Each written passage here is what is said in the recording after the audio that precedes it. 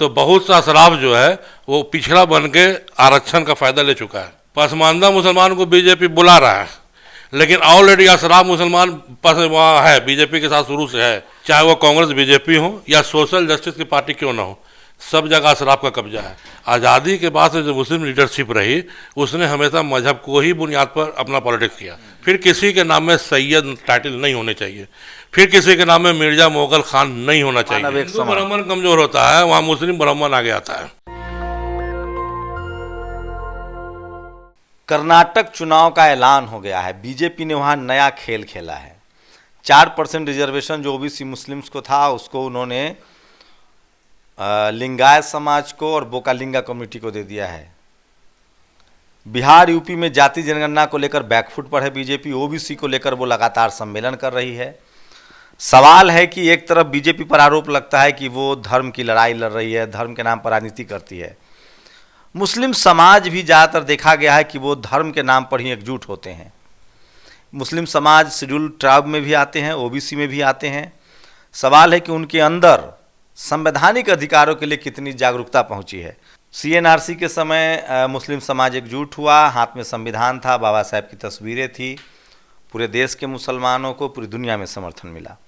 लेकिन सवाल है कि जाति जनगणना के मुद्दे पर अगर बीजेपी जिस तरह से मुस्लिम समाज मानती है कि उनमें जातियाँ नहीं हैं, उनमें एजुकेशनल बैकवर्डनेस नहीं है, सोशल बैकवर्डनेस नहीं है, तो इसलिए उनको क्या मुस्लिम समाज के जो सवर्ण तबका है वो रिजर्वेशन के खिलाफ है। मुसलमानों की लब्बो लुआब स्थिति क्या है, इसी पर बात करने के लिए हमारे साथ बैकवर्ड मुस्लिम मोर्चा के प्रमुख हैं। सर अपना परिचय दे दीजिए। बैकवर्ड मुस्लिम मोर्चा के राष्ट्रीय अध्यक्ष कमाल अशरफ राइनी। राइनी साहब, क्या है मुस्लिम समाज में आर्थिक और शैक्षणिक स्थिति और सामाजिक स्थिति में क्या बराबरी है या भेदभाव है? देखिए, ये सारी बात तो आपने भी कह दिया। हमारे यहाँ दो तरीके से महाज पर लड़ाई लड़नी पड़ रही है। एक तो कहा जाता है कि इस्लाम में ऐसा है नहीं, मसावात का नारा दिया है, और समाज में जो है हिंदू समाज से भी बढ़ चढ़ करके जातिवाद है। अगर ऐसा नहीं है तो जब मुल्क आज़ाद हुआ और आज़ादी के बाद बाबा साहब ने जो भारत का संविधान लिखा तो ओबीसी आरक्षण जो दिया उसमें जो मुसलमान ओबीसी में है उनको नहीं देना चाहिए था। जब समाज में मुस्लिम ओबीसी में है तभी तो आपने ओबीसी में डाला, ट्राइब्स में है तभी तो आपने ट्राइब्स में डाला। इसमें कोई मुस्लिम लीडरशिप का योगदान नहीं है। ये हमारे यहाँ जो बैकवर्ड लीडरशिप रही, हिंदू लीडरशिप रही, दलित लीडरशिप रही, ये उनका योगदान है कि आज मंडल ने भी हमें आरक्षण दिया, संविधान ने भी हमें आरक्षण दिया।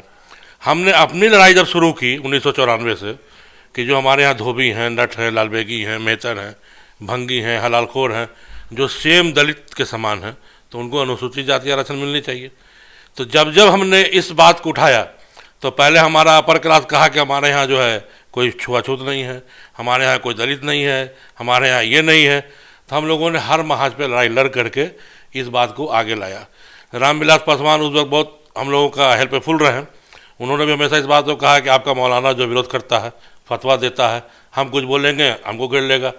तो हम लोगों ने एक प्रोग्राम ताल कटोरा में कराया, जितने मौलवी हैं सबको एकजुट किया और उनसे इस बात को हम लोगों ने कहलवाया कि ये बात है कि नहीं। मुझे थोड़ा सा ये बताइए कि जैसे आपको अभी जो रिजर्वेशन मिला हुआ है ओबीसी और शेड्यूल ट्राइब का, जैसे हिंदू समाज में एससी एसटी ओबीसी रिजर्वेशन का विरोध होता है जनरल कैटेगरी के लोग, क्या जनरल कैटेगरी का जो मुसलमान है वो आपके आरक्षण का विरोध करता है? करता है।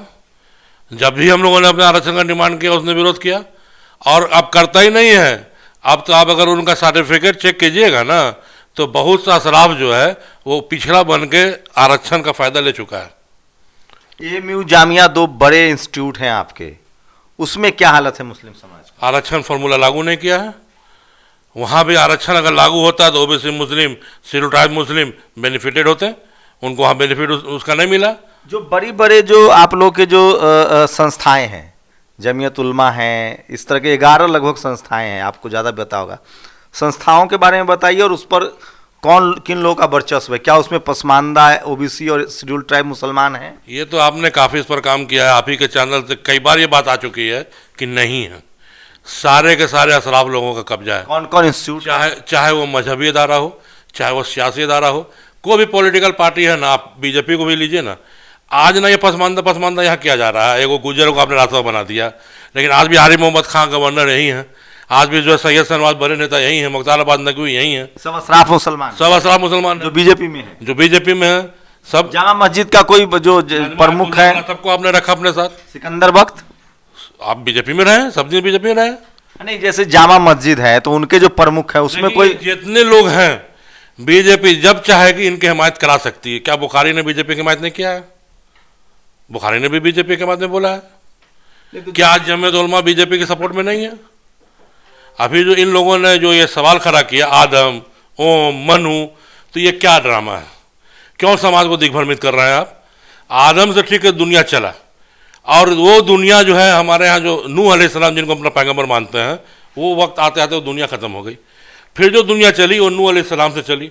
जो हम लोगों ने पैगंबर माना नूह अलैहिस्सलाम को, इन लोगों ने उसको मनु कहा, उस समय का आर्या इनको मनु और मनु स्मृति को लेकर के आगे बढ़ा, तब का आर्या आज का ब्राह्मण।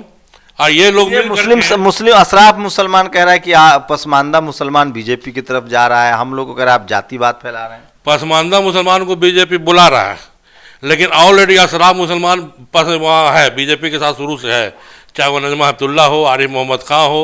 मेरी रुचि वो उन इदारों, उन तंजीमों में है जो बड़े बड़े तंजीम हैं, जैसे जमायत उलमा है, क्या क्या नाम है उसका, थोड़ा नाम तो जमायत उलमा हिंद है, जमात इस्लामी है, तबलीगी जमात है, और मुस्लिम पसंदला बोर्ड है, मिली काउंसिल है, जितनी भी जमातें हैं ये सब अशराफ लोगों की जमात हैं।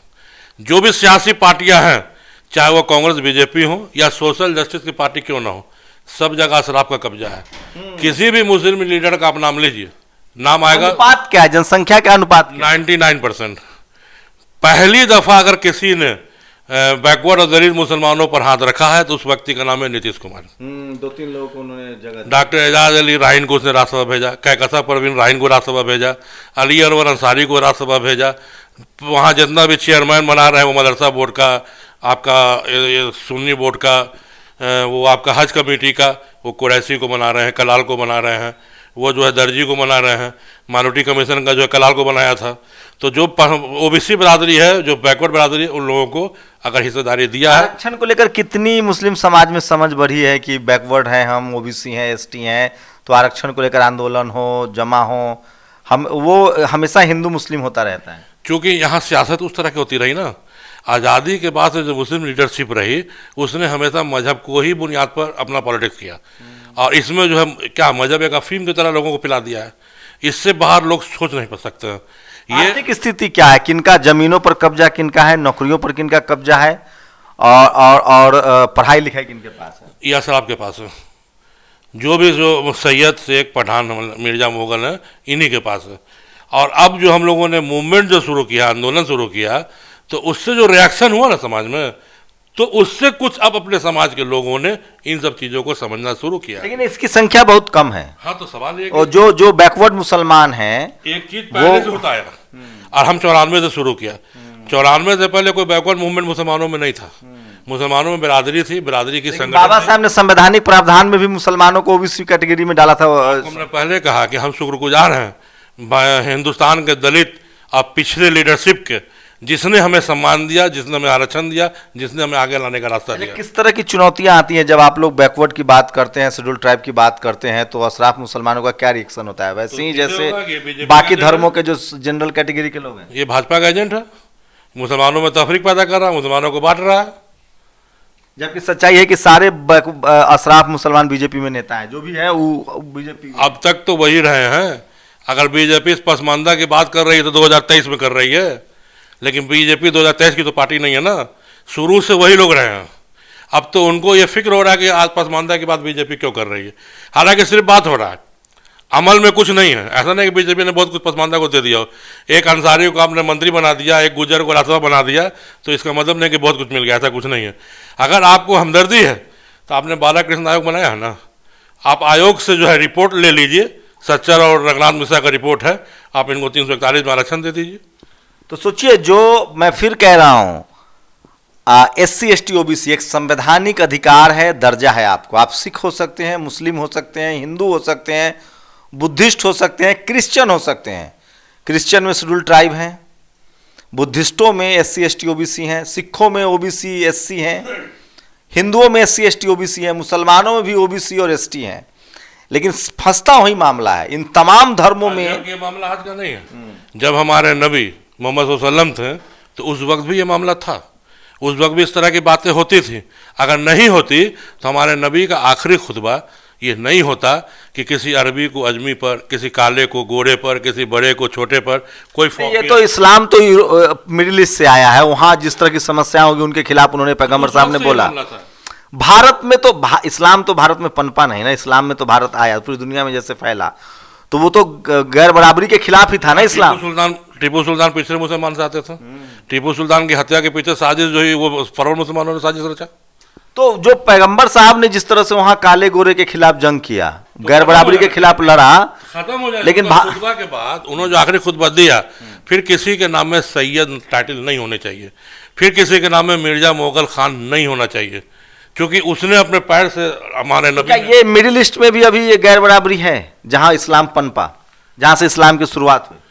आखिर जो पहचान तो लोगों ने बना के रखा ना कि ये कुरैश कबीला है। तो मैं थोड़ा समझना चाहता हूं जहां से इस्लाम आया है, क्योंकि भारत में लोग कह रहे हैं कि इस्लाम में गैर बराबरी की बात नहीं है। मुख्तलिफ कबीले में बटे हुए लोग थे, मदीना में अंसारी थे, हबसी थे, कुरैशी थे, बटे हुए लोग थे, आपस में जंगें भी हुई हैं। इन सब चीज़ों को ख़त्म करने के लिए हमारे नबी ने कोशिश की है। वो बराबरी के लिए लड़ाई लड़ रहे थे। तो मैं फिर वही कह रहा हूं, चाहे वो बुद्ध हो, पैगंबर साहब हो, गुरु नानक साहब हो, गुरु गोविंद सिंह साहब हो, रैदास संत शिरोमणि रैदास हो, कबीर हो, ये सब लोग बराबरी के लिए लड़ रहे थे कि मानव एक समान। ब्राह्मण कमजोर होता है, वहां मुस्लिम ब्राह्मण आगे आता है। अभी जैसे बिहार में रामचरितमानस पर बहस शुरू हो गया, जाति जनगणना पे शुरू हो गया, पिछड़ा जो नगर पालिका का चुनाव हुआ उसमें अति पिछड़ा आरक्षण का मामला शुरू हो गया, उत्तर प्रदेश तक ये मामला आया। अब इस मामले को दबाना है तो ये कमजोर पड़े हैं, तो जमीयतुल महीद आगे आ गया, आदम ओम मनु इसने शुरू कर दिया। सिर्फ समाज को दिग्भ्रमित किया जाता है। सोचिए मेरे ऊपर एक बड़ा आरोप, देखिए दोनों तरह से मैं मारा जा रहा हूं। मैं लगातार SC ST OBC संवैधानिक दायरे की बात कर रहा हूं, तो जो अशराफ मुसलमान हैं वो मेरे खिलाफ हैं, जो सवर्ण हिंदू हैं वो खिलाफ हैं, क्योंकि मैं SC ST OBC की बात करता हूं। तो तमाम कम्युनिटी के लोग जो लाभार्थी हैं, जाति के लाभार्थी हैं, संविधान आपको धर्म को प्रोटेक्ट करता है। संविधान कहता है कि आप किसी भी धर्म को मानिए, वो आपका संवैधानिक अधिकार है, लेकिन आपका जो कॉन्स्टिट्यूशनल राइट्स है, जो पढ़ाई लिखाई, दवाई, रोजगार, SP DM CM कलेक्टर, ये SC ST OBC के रूप में आपका सुरक्षित है। जिन लोगों के साथ जातिगत दुर्व्यवहार हुआ है, जिन लोगों का एजुकेशनल बैकवर्डनेस है, मान लीजिए आपके साथ जातिवाद नहीं हुआ, लेकिन अगर आप गरीब हैं, आपका शैक्षणिक बैकवर्डनेस है, आपका एजुकेशनल बैकवर्डनेस है, सोशल बैकवर्डनेस है, तो उसके लिए संवैधानिक एक दायरा है। लेकिन ये जागरूकता बहुत कम लोगों में आई है, और मेरी बदकिस्मती देखिए कि मैं उनकी आवाज़ बनने की कोशिश कर रहा हूँ। बदकिस्मती नहीं है सर, जहाँ हम लोगों की खुशकिस्मती है कि आप जैसे लोग हमारे बीच में हैं जो हमारी आवाज़ को ऊपर तक पहुँचा रहे हैं। मेरी बदकिस्मती है कि मैं उनकी लड़ाई लड़ रहा हूँ जिनके घर में अभी दिया नहीं जला है, एजुकेशन नहीं पहुँचा है, और धर्म के नाम पर जिनका शोषण हो रहा है, जाति के नाम पर जिनका शोषण हो रहा है।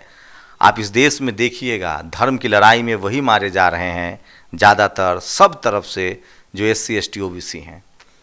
और जो लोग जाति के नाम पर श्रेष्ठ हैं, जो धर्म के सबसे बड़े लाभार्थी हैं, उनके बच्चे देश विदेश यूरोप पढ़ रहे हैं। अब आप ही लोग बताइए, क्या मैं डर से ईमान की बात ना करूं, सही बात ना बोलूं? यह आप लोगों पर छोड़ता हूं। मुझे सबसे ज़्यादा पिछले दिनों मुस्लिम समाज के लोगों ने अपना निशाना बनाया है, क्योंकि मैं SC ST OBC की बात कर रहा हूँ। मैं फिर कह रहा हूँ, भारत का संविधान मेरे लिए सर्वोपरि है। भारत का संविधान इस देश में जो लोग भी, चाहे जिनके साथ छुआछूत हुआ हो, जिनके साथ जातिवाद हुआ हो, जो शैक्षणिक रूप से, सामाजिक रूप से पिछड़े हैं, उनको संवैधानिक अधिकार देता है, और मैं उस अधिकार के साथ हूँ। आज बीजेपी को पता, देखिए किस तेजी से, जिस तेजी से हिंदू समाज का OBC SC ST जागरूक हुआ है। आज बीजेपी बैठक पर बैठक कर रही है कि हम OBC के हितैषी हैं। अगर आप चाहते हैं कि आपकी आने वाली नस्लें SP DM collector CM PM बने, संसाधन हो उनके पास, पढ़ाई लिखाई हो, तो आपको अपने संवैधानिक अधिकारों के प्रति सचेत होना पड़ेगा।